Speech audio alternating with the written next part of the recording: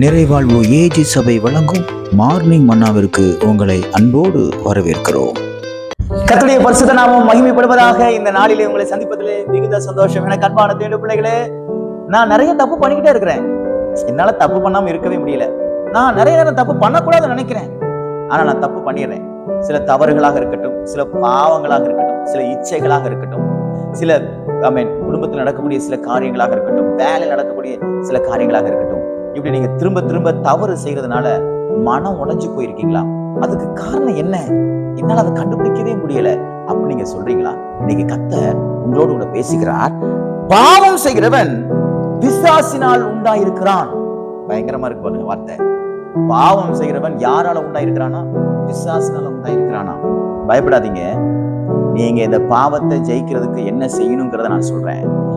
1 யோவான் 3ஆம் அதிகாரத்துல 8வது வசனத்துல நான் வாசிச்சேன், பாவம் செய்கிறவன் பிசாசினால் உண்டாயிருக்கிறான்.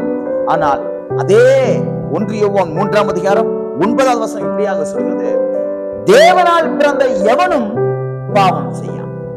நீங்க பாவம் செய்வீங்கன்னா பிசாசினால உண்டாயிருக்கீங்க.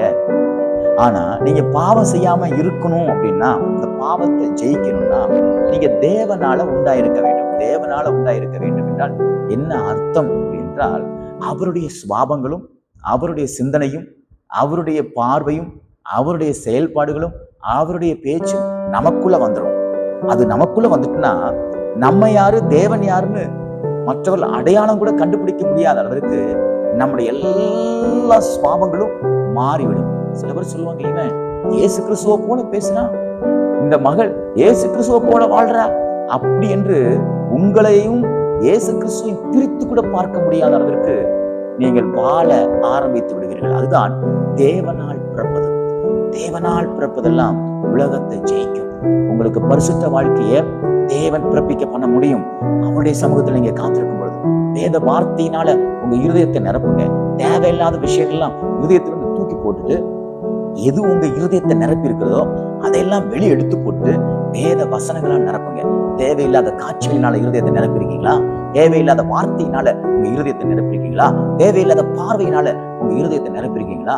தேவையில்லாத சம்பாஷணையினால உங்க இருதயத்தை நிரப்பிருக்கீங்களா?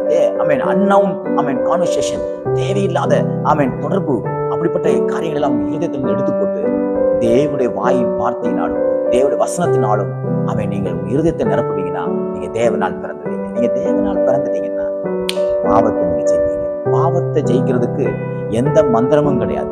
ஆனா வேத வார்த்தை உங்களை பாவத்திலிருந்து மீட்டெடுக்கும். நீங்க சத்தியமாய் வாழ்வதற்கும் பரிசுத்தமாய் ஜீவிப்பதற்கும் வேலையில எந்த தவறுகளும் செய்ய விடாமல் இந்த வேத வார்த்தை உங்களை பாதுகாக்கும். ஆகையால் இன்றைக்கு நீங்க தீர்மானம் எடுக்க போறீங்க, நீங்க பிசாசினால் பிறந்தவர்கள் அல்ல, தேவனால் பிறந்தவர்கள். ஆகையால் நீங்கள் பாவம் செய்ய மாட்டீங்க. இனிமே பாவத்தை நீங்க ஜெயிக்கிறவங்களா வாழ்வீங்க. இந்த நாள் பாவத்தை ஜெயிக்கிற நாளாய், தேவனால் பிறக்கப்பட்ட நாளாய் தேவன் உங்களுக்கு மாற்றி, அவன் ஒரு ஜெயமுள்ள நாளாய், ஒரு வெற்றியுள்ள நாளாக தேவன் உங்களுக்கு மாற்றி இருப்பாராக. God bless you.